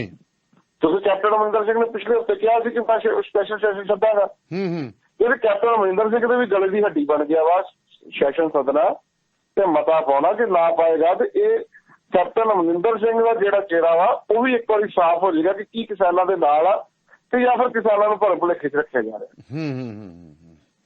ਇਹ ਤਾਂ ਹੁਣ 14 ਤਰੀਕ ਤੱਕ ਪਤਾ ਲੱਗ ਜਾਏਗਾ ਵੀ ਕੀ ਕੈਪਟਨ ਸਾਹਿਬ ਸੈਸ਼ਨ ਬੁਲਾ ਰਹੇ ਆ ਤੇ ਜਾਂ ਫਿਰ ਕਿਸਾਨਾਂ ਦਾ ਵਿਰੋਧ ਚੱਲਣਗੇ। ਇਹ ਤੇ ਹੁਣ 14 ਤੋਂ ਪਤਾ ਲੱਗ ਜਾਏਗਾ। ਕੱਲ 2 ਘੰਟੇ ਦੀ ਹਾਈਵੇ ਬੰਦ ਨੇ, ਸਾਡੇ ਜਿੰਨੇ ਵੀ ਲਿਸਨਰ ਨੇ ਸੁਣਦੇ ਪਏ ਆ, ਪੰਜਾਬ ਦੇ ਵਿੱਚ ਪੂਰੇ 'ਚ 12 ਤੋਂ 2 ਵਜੇ ਤੱਕ 2 ਘੰਟੇ ਹਾਈਵੇ ਬੰਦ ਨੇ। ਜਿੰਨੇ ਕਿਸੇ ਨੇ ਆਣਾ ਜਾਣਾ ਵਾ ਉਹ 12 ਵਜੇ ਤੋਂ ਪਹਿਲਾਂ ਹਾਈਵੇ ਕ੍ਰਾਸ ਕਰ ਲਵੇ ਜਾਂ ਫਿਰ 2 ਵਜੇ ਤੋਂ ਬਾਅਦ ਦਾ ਪਲਾਨ ਆਊਟ ਕਰੇ। ਬਿਲਕੁਲ ਬਿਲਕੁਲ ਜੀ, ਕੱਲ ਤੋਂ ਸ਼ੁਰੂ ਹੈ ਕੰਮ ਹੈ ਜੀ। ਜੀ ਬਿਲਕੁਲ, ਮਿਹਰਬਾਨੀ ਜੀ ਨਿਤਿਨ ਜੀ, ਧੰਨਵਾਦ। ਤੇ ਹੁਣ ਫਿਰੋਜ਼ਪੁਰ ਵੱਲ ਦਾ ਰੁਖ ਕਰਦੇ ਹਾਂ। ਗੁਰਦਰਸ਼ਨ ਮੇਰੇ ਨਾਲ ਨੇ। ਗੁਰਦਰਸ਼ਨ ਸਤਿ ਸ੍ਰੀ ਅਕਾਲ ਜੀ। ਸਤਿ ਸ੍ਰੀ ਅਕਾਲ ਧੰਨਵਾਦ ਸਾਹਿਬ। ਤੇ ਗੁਰਦਰਸ਼ਨ ਜੀ ਕਹਿੰਦੇ ਡੀਸੀ ਸਾਹਿਬ ਨੇ ਕੋਈ ਨਵੇਂ ਹੁਕਮ ਚਾੜ ਦਿੱਤੇ ਨੇ, ਕੀ ਹੈ ਜੀ? ਉਹ ਬਿਲਕੁਲ ਕਾਗਜ਼ੀ ਹੁਕਮ ਡੀਸੀ ਚਾੜਦੇ ਰਹਿੰਦੇ ਨੇ ਜੀ ਅਕਸਰ ਹੀ।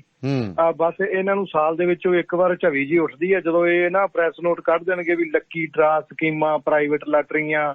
ਉਦੋਂ ਬਾਅਦ ਭਾਵੇਂ ਸਾਰਾ ਸਾਲ ਜੋ ਮਰਜ਼ੀ ਚੱਲੀ ਜਾਵੇ, ਕੋਈ ਨਹੀਂ ਵੇਂਦਾ। ਹਾਂ ਇਹ ਤਾਂ ਹੈ ਵੈਸੇ।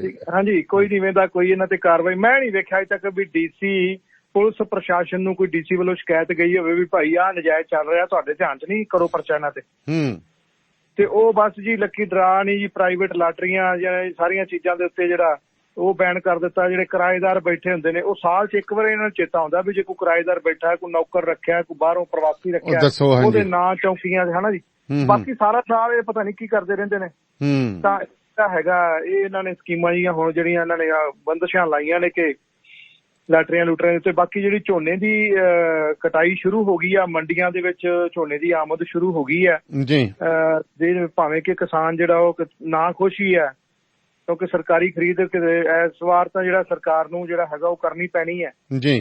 ਸਰਕਾਰ ਕਿਸਾਨਾਂ ਦੇ ਰੋਹ ਦੇ ਅੱਗੇ ਚੱਲੂਗੀ ਟਾਪੋ ਟਾਪ ਜੀ, ਮੈਨੂੰ ਲੱਗਦਾ ਅੱਗੇ ਕੀ ਹੋਊਗਾ ਉਹ ਤਾਂ ਬਾਅਦ ਚ ਪਤਾ ਚੱਲੂਗਾ। ਬਾਕੀ ਜਿਹੜਾ ਹਰ ਵਾਰ ਦੀ ਤਰ੍ਹਾਂ ਇਸ ਵਾਰ ਵੀ ਪਰਾਲੀ ਦਾ ਜਿਹੜਾ ਵਾਰ-ਵਾਰ ਜ਼ਿਕਰ ਹੈ ਉਹ ਇੱਕ ਦੋ ਕਿਸਾਨਾਂ ਨੂੰ ਇਹਨਾਂ ਨੇ ਅੱਗੇ ਲਾਇਆ ਵੀ ਉਹ ਕਿਸਾਨਾਂ ਦੇ ਨਾਂ ਤੇ ਦੂਜੇ ਤੀਜੇ ਦਿਨ ਪ੍ਰੈਸ ਨੋਟ ਜਾਰੀ ਕਰ ਦਿੰਦੇ ਆ ਵੀ ਫਲਾਣਾ ਕਿਸਾਨ ਬੜਾ ਜਾਗਰੂਕ ਆ ਜੀ, ਉਹਨੇ ਐਤਕੀ ਅੱਗ ਨਹੀਂ ਲਾਉਣੀ ਝੋਨੇ ਨੂੰ ਤੇ ਸਾਰੇ ਤੁਸੀਂ ਜਾਗਰੂਕ ਹੋ ਜਾਓ। ਹੁਣ ਗਰੀਬ ਕਿਸਾਨ ਜਿਹੜਾ ਛੋਟਾ ਕਿਸਾਨ ਹੈ ਦਾਨੇਵਾਲੀਆ ਸਾਹਿਬ ਉਹ ਕੀ ਕਰੂਗਾ? ਜਿਹੜਾ ਵੱਡਾ ਹੈ ਉਹਦੇ ਕੋਲ ਤਾਂ ਵੱਡੇ ਹਾਰਸ ਪਾਵਰ ਦਾ ਟਰੈਕਟਰ ਆ, ਉਹਦੇ ਕੋਲੇ ਵੱਡੇ ਹੈਪੀ ਸੀਡਰ ਜਾਂ ਵੱਡੇ ਇਹੋ ਜਿਹੇ ਮਸ਼ੀਨਾਂ ਹੈਗੀਆਂ ਜਿਹੜੀਆਂ ਬੁੱਥੇ ਨੂੰ ਵਿੱਚ ਗਾਲ ਦਿੰਦੀਆਂ ਜਿਹੜਾ ਵੇਸਟ ਆ ਝੋਨੇ ਦਾ। ਪਰ ਜਿਹੜਾ ਛੋਟਾ ਕਿਸਾਨ ਆ 2, 4, 5 ਕਿੱਲੇ ਦਾ ਜਿਹੜਾ ਕਿਰਾਏ ਤੇ ਪੈਲੀ ਲੈ ਕੇ ਵਾਹੁੰਦਾ, ਦੱਸੋ ਕਿੱਥੋਂ ਉਹ ਕਰ ਲੂਗਾ? ਇਹ ਬੜੀ ਵੱਡੀ ਮੁਸੀਬਤ ਜਿਹੜੀ ਹੈ ਕਿਸਾਨਾਂ ਦੇ ਅੱਗੇ ਖੜੀ ਹੋਈ ਆ। ਇਹ ਪਤਾ ਨਹੀਂ ਇਹਦਾ ਕੋਈ ਹੱਲ ਕੱਢੂਗਾ ਨਹੀਂ ਕੱਢੂਗਾ। ਜੇ ਕਿਤੇ ਹੱਲ ਪੱਕਾ ਹੀ ਮੋਦੀ ਸਾਹਿਬ ਕੱਢੀ ਆਉਂਦੇ ਨੇ, ਇਹਨਾਂ ਨੇ ਮੈਨੂੰ ਲੱਗਦਾ ਕੱਢ ਹੀ ਦੇਣਾ। ਫਿਰ ਸ਼ਾਇਦ ਇਹਦੇ ਵਿੱਚੋਂ ਹੀ ਸਕੀਮ ਭਾਲਦੇ ਨੇ ਵੀ ਇਹਦੇ ਨਾਲ ਧੂੰਆਂ ਵੀ ਖਤਮ ਹੋ ਜੂ। ਹਾਂਜੀ ਹਾਂਜੀ, ਇਹ ਦਿੱਲੀ ਦਾ ਧੂੰਆਂ ਮਾਰਨ ਲਈ ਜਿਹੜਾ ਹੈ ਤਾਂ ਨਹੀਂ ਇਹ ਜਿਹੜੇ ਕਾਲੇ ਕਾਨੂੰਨ ਲੈ ਕੇ ਆਏ ਸੀਗੇ। ਬਾਕੀ ਜਿਹੜਾ ਇਹ ਕਿਸਾਨਾਂ ਨੂੰ ਜਾਗਰੂਕ ਪ੍ਰਸ਼ਾਸਨ ਕਰ ਰਿਹਾ ਕਿ ਜਿਹੜੀ ਰਹਿੰਦ ਖੂੰਹਦ ਆ ਉਹਨੂੰ ਅੱਗ ਨਾ ਲਾਈ ਜਾਵੇ। ਵਾਤਾਵਰਨ ਤਾਂ ਵਾਕਈ ਦਾਨੇਵਾਲੇ ਸਭ ਖਰਾਬ ਹੁੰਦਾ ਜਦੋਂ ਆਪਾਂ ਪਹਾੜਾਂ 'ਚ ਚੱਲ ਜੀ, ਉਸ ਪਾਸੇ ਜਿਹੜਾ ਵਧੀਆ ਆਪਾਂ ਨੂੰ ਸਾਹ ਆਉਂਦਾ ਤੇ ਇੱਧਰਲੇ ਪਾਸੇ ਇਹਨਾਂ ਦਿਨਾਂ ਦੇ ਵਿੱਚ ਜ਼ਿਆਦੀ ਪ੍ਰੋਬਲਮ ਆ ਜਾਂਦੀ ਜਦੋਂ ਅੱਗ ਲੱਗਦੀ ਹੈ। ਪਰ ਪਿਛਲੇ ਸਾਲ ਲੋਕਾਂ ਨੇ ਨਹੀਂ ਸੀ ਅੱਗ ਲਾਈ। ਹੁਣ ਦੇਖੋ ਕਿਵੇਂ ਲੋਕ, ਕਿਉਂਕਿ ਲੋਕ ਤਾਂ ਅੱਕੇ ਪਏ ਨੇ, ਕਿਸ ਤਰੀਕੇ ਦੇ ਨਾਲ ਲੋਕ ਆਉਣ ਵਾਲੇ ਸਮੇਂ ਦੇ ਵਿੱਚ ਵਿਚਰਨਗੇ ਉਹ ਤਾਂ ਸਮਾਂ ਹੀ ਦੱਸੇਗਾ। ਪਰ ਡੀਸੀ ਵੱਲੋਂ ਜਿਹੜੀਆਂ ਵੱਖ-ਵੱਖ ਤਰ੍ਹਾਂ ਦੀਆਂ ਜਿਹੜੀਆਂ ਹਦਾਇਤਾਂ ਤੇ ਬੰਦਸ਼ਾਂ ਜਿਹੜੀਆਂ ਉਹ ਜਾਰੀ ਨੇ ਜੀ ਬਾਦਸਤੂਰ। ਜੀ ਜੀ ਜੀ ਜੀ। ਸੋ ਕਿਸਾਨਾਂ ਦੇ ਸੰਘਰਸ਼ ਜਾਰੀ ਨੇ ਜੀ ਆਪਣੇ ਰਿਲਾਇੰਸ ਵਾਲਿਆਂ ਦੇ ਖਿਲਾਫ ਤੇ ਹੋਰ। ਹਾਂ, ਜਿਹੜੇ ਫਿਰੋਜ਼ਪੁਰ ਦੇ ਵਿੱਚ ਕੁਝ ਜਥੇਬੰਦੀਆਂ ਜਿਹੜੀਆਂ ਹੈਗੀਆਂ ਉਹਨਾਂ ਨੇ ਰੇਲਵੇ ਸਟੇਸ਼ਨ ਦੇ ਉੱਪਰ ਤੇ ਕੁਝ ਜਥੇਬੰਦੀਆਂ ਹੈਗੀਆਂ ਉਹ ਫਿਰੋਜ਼ਪੁਰ ਰੇਲਵੇ ਸਟੇਸ਼ਨ ਦੇ ਨਾਲ ਹੀ ਟੈਂਕਾਂ ਵਾਲੀ ਬਸਤੀ ਆ ਉੱਥੇ ਪੱਕਾ ਜਿਹੜਾ ਆਪਣਾ ਧਰਨਾ ਲਾਇਆ ਹੋਇਆ। ਇਹਨਾਂ ਨੇ 11 ਅਕਤੂਬਰ ਤੱਕ ਦੀ ਟਾਈਮ ਦੇ ਦਿੱਤਾ ਸੀ। ਉਸ ਤੋਂ ਬਾਅਦ ਇਹਨਾਂ ਨੇ ਕਿਹਾ ਸੀਗਾ ਕਿ ਉਸ ਤੋਂ ਬਾਅਦ ਫਿਰ ਦੇਖਾਂਗੇ ਵੀ ਕਿੰਨਾ ਹੋਰ ਐਕਸਟੈਂਡ ਕਰਨਾ, ਕਿੰਨਾ ਹੋਰ ਵਧਾਉਣਾ। ਉਸ ਤੋਂ ਬਾਅਦ ਜੀਰਾ ਰੋਡ ਦੇ ਉੱਪਰ, ਫਿਰੋਜ਼ਪੁਰ ਤੋਂ ਜੀਰਾ ਰੋਡ ਦੇ ਉੱਪਰ ਰਿਲਾਇੰਸ ਦਾ ਪੰਪ ਆ, ਉੱਥੇ ਧਰਨਾ ਕਿਸਾਨਾਂ ਨੇ ਵੱਖਰਾ ਦਿੱਤਾ ਹੋਇਆ।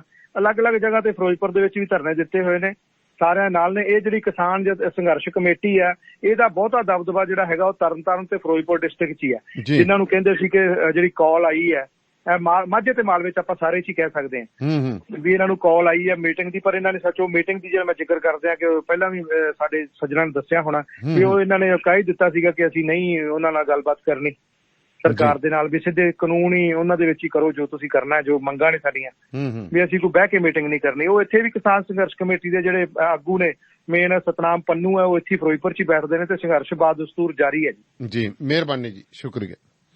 ਤੇ ਇਹ ਸਨ ਜੀ ਗੁਰਦਰਸ਼ਨ ਸੰਧੂ ਜੀ। ਤੇ ਹੁਣ ਆਪਾਂ ਬਰਨਾਲੇ ਵੱਲ ਨੂੰ ਰੁਖ ਕਰਦੇ ਹਾਂ। ਕਮਲਜੀਤ ਮੇਰੇ ਨਾਲ ਨੇ। ਕਮਲਜੀਤ ਸਤਿ ਸ੍ਰੀ ਅਕਾਲ ਜੀ। ਤੇ ਕਮਲਜੀਤ, ਹਰਿਆਣਾ 'ਚ ਕਿਸਾਨਾਂ ਤੇ ਜਿਹੜਾ ਲਾਠੀ ਚਾਰਜ ਹੋਇਆ ਹੈ ਉਸ ਸੰਬੰਧੀ ਕਿਸਾਨ ਜਥੇਬੰਦੀਆਂ ਕੀ ਐਕਸ਼ਨ ਲੈ ਰਹੀਆਂ ਨੇ ਜੀ? ਜਿਹੜਾ ਕੱਲ ਹਰਿਆਣਾ ਦੇ ਵਿੱਚ ਲਾਠੀ ਚਾਰਜ ਹੋ ਰਿਹਾ, ਜਿਸ ਤਰ੍ਹਾਂ ਕਿਸਾਨ ਜਥੇਬੰਦੀਆਂ ਵੱਲੋਂ ਜਿਹੜਾ ਲਗਾਤਾਰ ਅੱਜ 8 ਦਿਨ ਹੋ ਚੁੱਕੇ ਨੇ ਜਿਹੜਾ ਸੰਘਰਸ਼ ਆ ਉਹ ਉਹਦੇ ਲਈ ਲਾਮਬੰਦੀ ਪਿੰਡਾਂ ਦੇ ਵਿੱਚੋਂ ਕੀਤੀ ਜਾ ਰਹੀ ਹੈ ਜੀ। 30 ਜਥੇਬੰਦੀਆਂ ਨੇ ਉਹ ਲਗਾਤਾਰ ਸੰਘਰਸ਼ ਦੇ ਮੈਦਾਨ ਦੇ ਵਿੱਚ ਨੇ, ਚਾਹੇ ਉਹ ਰੇਲਵੇ ਟਰੈਕ ਨੇ, ਚਾਹੇ ਰਿਲਾਇੰਸ ਦੇ ਪੰਪ ਨੇ, ਚਾਹੇ ਸਟੋਰ ਨੇ, ਚਾਹੇ ਟੋਲ ਪਲਾਜ਼ੇ ਨੇ, ਉਹਨਾਂ ਨੂੰ ਪੂਰਨ ਤੌਰ ਤੇ ਬੰਦ ਕੀਤਾ ਗਿਆ। ਚਾਹੇ ਕੋਈ ਬੀਜੇਪੀ ਦਾ ਕਿਤੇ ਕੋਈ ਲੀਡਰ ਆਉਂਦਾ ਉਹਦਾ ਵੀ ਘਰਾਓ ਜਿਹੜਾ ਉਹਦੇ ਵਿੱਚ ਉਹਨਾਂ ਨੇ ਸ਼ਾਮਲ ਰੱਖਿਆ ਗਿਆ। ਪਰ ਕੱਲ ਉਹਨਾਂ ਨੇ ਜਿਹੜੀ 30 ਜਥੇਬੰਦੀਆਂ ਦੀ ਇੱਕ ਮੀਟਿੰਗ ਹੋਈ ਹੈ, ਮੀਟਿੰਗ ਤੋਂ ਬਾਅਦ ਇਹ ਫੈਸਲਾ ਲਿਆ ਗਿਆ ਵੀ ਹਰਿਆਣਾ ਦੇ ਵਿੱਚ ਜਿਹੜਾ ਕਿਸਾਨਾਂ ਤੇ ਲਾਠੀ ਚਾਰਜ ਹੋਇਆ ਉਹਦੇ ਰੋਸ ਦੇ ਵਜੋਂ ਕੱਲ ਨੂੰ ਨੈਸ਼ਨਲ ਹਾਈਵੇ ਨੇ, ਜਿੰਨੇ ਵੀ ਪੰਜਾਬ ਦੇ ਨੈਸ਼ਨਲ ਹਾਈਵੇ ਨੇ 2 ਘੰਟਿਆਂ ਲਈ ਉਹ ਪੂਰਨ ਤੌਰ ਤੇ ਜਾਮ ਕੀਤੇ ਜਾਣਗੇ 12 ਤੋਂ 2 ਵਜੇ ਤੱਕ। ਜਿਹਦੇ ਵਿੱਚ ਬਰਨਾਲੇ ਦੀ ਗੱਲ ਕਰੀਏ, ਬਰਨਾਲਾ ਚੰਡੀਗੜ੍ਹ ਬਠਿੰਡਾ ਜਿਹੜਾ ਮੇਨ ਹਾਈਵੇ ਆ ਉਹਨੂੰ 2 ਜਗ੍ਹਾ ਤੋਂ ਜਾਮ ਕੀਤਾ ਜਾਊਗਾ। ਬਰਨਾਲਾ ਲੁਧਿਆਣਾ ਰੋਡ ਜਾਮ ਕੀਤਾ ਜਾਊਗਾ, ਬਰਨਾਲਾ ਮਾਨਸਾ ਰੋਡ ਜਾਮ ਕੀਤਾ ਜਾਊਗਾ, ਬਰਨਾਲਾ ਚੰਡੀਗੜ੍ਹ ਜਿਹੜਾ ਫਰੀਦਕੋਟ ਨੈਸ਼ਨਲ ਹਾਈਵੇ ਆ ਉਹਨੂੰ ਜਾਮ ਕੀਤਾ ਜਾਊਗਾ। ਕਿਸਾਨਾਂ ਵੱਲੋਂ ਜਿਹੜਾ ਲਗਾਤਾਰ ਜਿਹੜਾ ਸੰਘਰਸ਼ ਦਾ ਇਹਨਾਂ ਕਾਨੂੰਨਾਂ ਦੇ ਖਿਲਾਫ ਸੰਘਰਸ਼ ਲਗਾਤਾਰ ਕੀਤਾ ਜਾ ਰਿਹਾ ਹੈਗਾ। ਜਿਹਦੇ ਬਾਕੀ ਜਿਹੜਾ ਪੰਜ ਜਿਹੜੇ ਅਸੀਂ ਦੱਸਿਆ ਹੈਗਾ ਪੁਆਇੰਟ ਬਣਾਏ ਹੋਏ ਨੇ, ਰੇਲਵੇ ਟਰੈਕ ਨੇ ਜਾਂ ਰਿਲਾਇੰਸ ਦੇ ਪੰਪ ਨੇ, ਮਾਲ ਨੇ, ਉਹਨਾਂ ਦਾ ਜਿਹੜਾ ਘਰਾਓ ਆ ਜਿਹੜਾ ਉਹ ਵੀ ਬਸ ਤੁਰ ਜਾਰੀ ਹੈ। ਤੇ ਦੂਸਰੇ ਪਾਸੇ ਕੱਲ ਨੂੰ 2 ਘੰਟਿਆਂ ਲਈ ਨਵੀਂ ਜਿਹੜੀ ਅਪਡੇਟ ਇਹ ਹੈ ਵੀ 2 ਘੰਟਿਆਂ ਲਈ ਜਿਹੜੇ ਕਿਸਾਨ ਨੇ ਉਹ ਨੈਸ਼ਨਲ ਹਾਈਵੇ ਤੇ ਵੀ ਬੈਠ ਕੇ ਜਿਹੜੀ ਆਵਾਜਾਈ ਆ ਉਹਨੂੰ 2 ਘੰਟਿਆਂ ਲਈ ਪੂਰਨ ਤੌਰ ਤੇ ਬੰਦ ਰੱਖਣਗੇ। ਇਹਦੀ ਤਿਆਰੀ ਆ ਸਮੁੱਚੀਆਂ ਜਥੇਬੰਦੀਆਂ ਵੱਲੋਂ ਕੀਤੀ ਗਈ ਹੈਗੀ। ਪਿੰਡ ਜਾ ਕੇ ਜਿਹੜਾ ਇਹ ਮੋਰਚਾ ਚੱਲ ਰਿਹਾ ਉਹਦੇ ਲਈ ਲੋਕਾਂ ਨੂੰ ਲਾਮਬੰਦ ਤੇ ਜਾਗਰੂਕ ਵੀ ਕੀਤਾ ਜਾ ਰਿਹਾ। ਵੱਖ-ਵੱਖ ਜਿਹੜੀਆਂ ਜਥੇਬੰਦੀਆਂ ਉਹਨਾਂ ਦੀਆਂ ਡਿਊਟੀਆਂ ਲੱਗਦੀਆਂ ਨੇ, ਟੀਮਾਂ ਲਾਈਆਂ ਗਈਆਂ ਨੇ।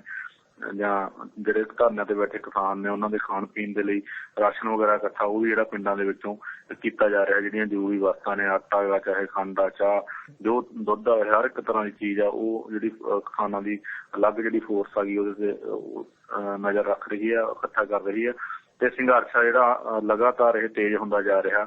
ਤੇ 15 ਤਰੀਕ ਨੂੰ 30 ਜਥੇਬੰਦੀਆਂ ਦੀ ਦੁਬਾਰਾ ਮੀਟਿੰਗ ਹੋਣੀ ਆ। 15 ਤੱਕ ਇਹਨਾਂ ਨੇ ਇਹ ਐਲਾਨ ਕੀਤਾ ਗਿਆ ਵੀ ਜੇ ਕੈਪਟਨ ਅਮਰਿੰਦਰ ਸਿੰਘ ਵਿਧਾਨ ਸਭਾ ਦੇ ਵਿੱਚ ਮਤਾ ਨਹੀਂ ਪਾਉਂਦੇ ਤਾਂ ਉਦੋਂ ਬਾਅਦ 15 ਤੋਂ ਬਾਅਦ ਨਵੀਂ ਰਣਨੀਤੀ ਜਿਹੜੀ ਉਹ ਲਿਖੀ ਜਾਊਗੀ। 15 ਤੱਕ ਜਿਹੜਾ ਇਹ ਮੋਰਚੇ ਆ ਇਸੇ ਤਰ੍ਹਾਂ ਹੀ ਜਿਹੜੇ ਲੱਗੇ ਰਹਿਣਗੇ ਆਉਣ ਵਾਲੇ ਅਗਲੇ 7 ਦਿਨਾਂ ਦੇ ਵਿੱਚ। ਜੀ ਜੀ, ਸੋ ਧੰਨਵਾਦ ਤੁਹਾਡਾ ਜੀ, ਮਿਹਰਬਾਨੀ ਕਰਦੇ। ਤੇ ਬਠਿੰਡੇ ਪਹੁੰਚਦੇ ਆ। ਬਠਿੰਡੇ ਸਾਡੇ ਨਾਲ ਅਮਨਦੀਪ ਗੋਸਲ ਨੇ। ਅਮਨਦੀਪ ਜੀ ਸਤਿ ਸ਼੍ਰੀ ਅਕਾਲ। ਸਤਿ ਸ਼੍ਰੀ ਅਕਾਲ ਜੀ। ਅਮਨਦੀਪ ਜੀ, ਹਮੀਰਗੜ੍ਹ ਦਾ ਖੁਦਕੁਸ਼ੀ ਦਾ ਮਸਲਾ ਪਹਿਲਾਂ ਵੀ ਡਿਸਕਸ ਥੋੜਾ ਜਿਹਾ ਕੀਤਾ ਸੀ। ਅਪਡੇਟ ਕੀ ਹੈ ਤੁਹਾਡੇ ਕੋਲੇ ਸਾਰੀ ਹੁਣ, ਕਿਉਂਕਿ ਸ਼ਾਮ ਦਾ ਵਕਤ ਹੈ, ਤਮਾਮ ਅਪਡੇਟਸ ਆ ਗਏ ਹੁਣੇ। ਦਾਨੇ ਸਾਹਿਬ, ਜਿਹੜਾ ਬੜੀ ਮੰਦਭਾਗੀ ਘਟਨਾ ਹੋਈ ਅੱਜ ਪਿੰਡ ਹਮੀਰਗੜ੍ਹ ਚ, ਜਿਹੜਾ ਹੈਗਾ ਗਰੀਬੀ ਤੋਂ ਪਰੇਸ਼ਾਨ ਜਿਹੜਾ ਹੈਗਾ ਰਿਕਸ਼ਾ ਚਾਲਕ ਨੇ ਆਪਦਾ ਪਰਿਵਾਰ ਖਤਮ ਕਰ ਲਿਆ ਤੇ ਖੁਦ ਵੀ ਜਿਹੜਾ ਹੈਗਾ ਖੁਦਕੁਸ਼ੀ ਕਰ ਲਈ ਹੈ। ਇਸ ਮਾਮਲੇ ਚ ਜਿਹੜਾ ਪੁਲਿਸ ਨੇ ਜਿਹੜਾ ਹੈਗਾ ਮ੍ਰਿਤਕ ਖਿਲਾਫ 302 ਦਾ ਮਾਮਲਾ ਦਰਜ ਕਰ ਲਿਆ ਤੇ ਜਿਹੜਾ ਉਸੇ ਦੇ ਉੱਤੇ ਹੀ ਆਤਮ ਹੱਤਿਆ ਕਰਨ ਦਾ ਜਿਹੜਾ ਮਾਮਲਾ ਦਰਜ ਕੀਤਾ। 2 ਵੱਖ-ਵੱਖ ਧਾਰਾਵਾਂ ਤਹਿਤ ਮਰੇ ਵਿਅਕਤੀ ਤੇ ਹੀ ਕੀਤਾ ਮਾਮਲਾ ਦਰਜ ਹੈ ਜੀ। ਹਾਂ ਬਿਲਕੁਲ ਜੀ, ਬਿਲਕੁਲ। ਪਰ ਇਸ ਜਿਹੜੀ ਖਬਰ ਨੇ ਜਿਹੜਾ ਹੈਗਾ ਆਪਾਂ ਕਹਿ ਦਈਏ ਵੀ ਜਿਹੜੇ ਸਮਾਜ ਸੇਵੀ ਨੇ ਤੇ ਜਿਹੜੇ ਸਿਆਸੀ ਲੋਕਾਂ ਨੂੰ ਇੱਕ ਤਰ੍ਹਾਂ ਨਾਲ ਸੋਚਣ ਲਈ ਮਜਬੂਰ ਕਰ ਦਿੱਤਾ ਵੀ ਮੌਜੂਦਾ ਜਿਹੜੇ ਹਾਲਾਤ ਨੇ ਉਹ ਕਿੱਡੇ ਗੰਭੀਰ ਹੋ ਚੁੱਕੇ ਨੇ। ਆਮ ਲੋਕ ਜਿਹੜੇ ਜ਼ਮੀਨੀ ਪੱਧਰ ਤੇ ਦਿਹਾੜੀਦਾਰ ਕਰਨ ਵਾਲੇ ਲੋਕ ਨੇ ਉਹ ਕਿਸ ਹੱਦ ਤੱਕ ਪਰੇਸ਼ਾਨ ਨੇ। ਛੋਟੇ ਛੋਟੇ ਮਾਸੂਮ ਬੱਚੇ ਜਿਸ ਤਰ੍ਹਾਂ ਉਹਨਾਂ ਨੂੰ ਫੰਦਾ ਲਾ ਕੇ ਉਹਨਾਂ ਨੇ ਮਾਰਿਆ ਤੇ ਦੇਖੋ ਕਿੱਡਾ ਜਿਗਰਾ ਕੀਤਾ ਹੋਣਾ ਉਸ ਬੰਦੇ ਨੇ। ਇਹ ਸੋਚਣ ਵਿਚਾਰਨ ਵਾਲੀ ਗੱਲ ਹੈ ਤੇ ਇਹ ਸਮਾਜ ਦਾ ਇੱਕ ਚਿਹਰਾ ਇਹ ਵੀ ਹੈ ਵੀ ਉਸ ਬੰਦੇ ਦੀ ਕਿਸੇ ਰਿਸ਼ਤੇਦਾਰ ਜਾਂ ਕਿਸੇ ਯਾਰ ਮਿੱਤਰ, ਕਿਸੇ ਯਾਰ ਦੋਸਤ ਨਾਲ ਉਹ ਦੁੱਖ ਨਹੀਂ ਸਾਂਝਾ ਕਰ ਸਕਿਆ ਵੀ ਕਿਸ ਹਾਲਾਤਾਂ ਚ ਗੁਜ਼ਰਿਆ ਸੀ। ਸ਼ਾਇਦ ਇਹ ਘਟਨਾ ਐਡੀ ਵੱਡੀ ਵਾਪਰ ਤੋਂ ਜੇ ਦੁੱਖ ਸਾਂਝਾ ਕਰਦਾ ਸ਼ਾਇਦ ਰੁਕ ਜਾਂਦੀ। ਬਿਲਕੁਲ, ਪਰ ਗੱਲ ਉਹੀ ਆ ਜਾਂਦੀ ਜੀ, ਬੰਦਾ ਹਤਾਸ਼ ਹੋ ਜਾਂਦਾ। ਜਿਵੇਂ ਢਿੱਲੋਂ ਸਾਹਿਬ ਤੇ ਮੈਂ ਗੱਲ ਕਰਕੇ ਹਟੇ ਆ ਕਿ ਨਿਆਣੇ ਬੱਚੇ ਨੇ, ਹਾਂਜੀ ਨਿਆਣੇ ਬੱਚੇ ਇਕੱਲੇ ਨੇ, ਬੰਦੇ ਨੇ ਕੰਮ ਤੇ ਵੀ ਜਾਣਾ, ਕਿੱਧਰ ਦੀ ਨਿਕਲੇ, ਕੀ ਕਰੇ, ਬੜਾ ਕੁਛ ਜਿਹੜਾ ਆਉਂਦਾ, ਬੰਦਾ ਵੱਝ ਕੇ ਰਹਿ ਜਾਂਦਾ। ਜੀਵਨ ਸਾਥੀ ਦਾ ਇਸ ਅਜਿਹੇ ਮੌਕੇ ਤੁਰ ਜਾਣਾ, ਉੱਤੋਂ ਫਿਰ ਆਰਥਿਕ ਤੰਗੀ। ਤੁਹਾਨੂੰ ਪਤਾ ਕੈਂਸਰ ਦਾ ਆਰਥਿਕ ਤੌਰ ਤੇ ਵੀ ਇੱਕ ਮੌਤ ਦਿੰਦਾ ਨਾ ਕੈਂਸਰ। ਮੌਤ ਤਾਂ ਦਿੰਦਾ, ਆਰਥਿਕ ਮੌਤ ਵੀ ਦਿੰਦਾ ਜੀ। ਬਿਲਕੁਲ, ਦੇਖੋ ਹਾਲਾਤ ਇਹ ਜਿਹੇ ਗੰਭੀਰ ਬਣੇ ਵੀ ਆਂਢ ਗੁਆਂਢ ਜਾਂ ਰਿਸ਼ਤੇਦਾਰ ਕਿਸੇ ਨੇ ਉਸ ਵਿਅਕਤੀ ਦੀ ਬਾਂਹ ਫੜਨ ਦੀ ਕੋਸ਼ਿਸ਼, ਇਹ ਸੋਚਣ ਦੀ ਕੋਸ਼ਿਸ਼ ਨਹੀਂ ਕੀਤੀ ਉਹ ਛੋਟੇ ਬੱਚਿਆਂ ਦੀ ਕਮਾਵੇਗਾ ਜਾਂ ਉਹਨਾਂ ਦੀ ਦੇਖਭਾਲ ਕਰੇਗਾ। ਠੀਕ ਹੈ ਨਾ। ਇੱਥੋਂ ਇਹ ਜ਼ਾਹਿਰ ਹੁੰਦਾ ਵੀ ਆਪਣੇ ਤੋਂ ਜਿਹੜੀ ਮਨੁੱਖਤਾ ਜਿਹੜੀ ਹੈ, ਜੇ ਆਪਾਂ ਕਹਿ ਦਈਏ ਵੀ ਉਹ ਖਤਮ ਹੁੰਦੀ ਜਾ ਰਹੀ ਹੈ। ਅੱਗੇ ਜੇ ਆਪਾਂ ਪੁਰਾਣੇ ਸਮਿਆਂ ਦੀ ਗੱਲ ਕਰੀਏ ਤਾਂ ਬੁੜੀਆਂ ਇੱਕ ਦੂਜੇ ਨੂੰ ਕਹਿ ਕੇ ਚਲੀਆਂ ਜਾਂਦੀਆਂ ਸੀ ਭਾਈ ਸਾਡੇ ਜਵਾਕਾਂ ਦਾ ਖਿਆਲ ਰੱਖਿਓ ਜੀ, 2 ਦਿਨ ਰਿਸ਼ਤੇਦਾਰੀ ਚਲਾ ਕੇ ਆਉਣੇ ਆ। ਪਰ ਆਹ ਘਟਨਾ ਨੇ ਜਿਹੜਾ ਹੈਗਾ ਹਰ ਇੱਕ ਬੰਦੇ ਨੂੰ ਝੰਜੋੜ ਕੇ ਰੱਖਦਾ, ਸੋਚਣ ਲਈ ਮਜਬੂਰ ਕਰ ਦਿੱਤਾ ਵੀ ਸਮਾਜ ਜਾ ਕਿੱਧਰ ਨੂੰ ਰਿਹਾ ਹੈਗਾ। ਬਿਲਕੁਲ ਬਹੁਤ ਟੇਢਾ ਕੰਮ ਹੋ ਗਿਆ ਜੀ, ਬੜਾ ਔਖਾ ਕੰਮ ਹੋ ਗਿਆ। ਠੀਕ ਹੈ ਨਾ ਜੀ। ਤੇ ਉਹ ਸ਼ਾਇਦ ਉਹ ਇਸ ਕਰਕੇ ਏਡੀ ਵੱਡੀ ਘਟਨਾ ਨੂੰ ਅੰਜਾਮ ਦਿੱਤਾ ਵੀ ਉਹ ਤੋਂ ਆਪਦੇ ਬੱਚਿਆਂ ਦੀ ਭੁੱਖ ਵੀ ਨਹੀਂ ਦੇਖੀ ਜਾ ਰਹੀ ਸੀ ਤੇ ਉਹਨਾਂ ਨੂੰ ਇਕੱਲਿਆਂ ਵੀ ਛੱਡ ਕੇ ਨਹੀਂ ਸੀ ਜਾ ਸਕਦਾ।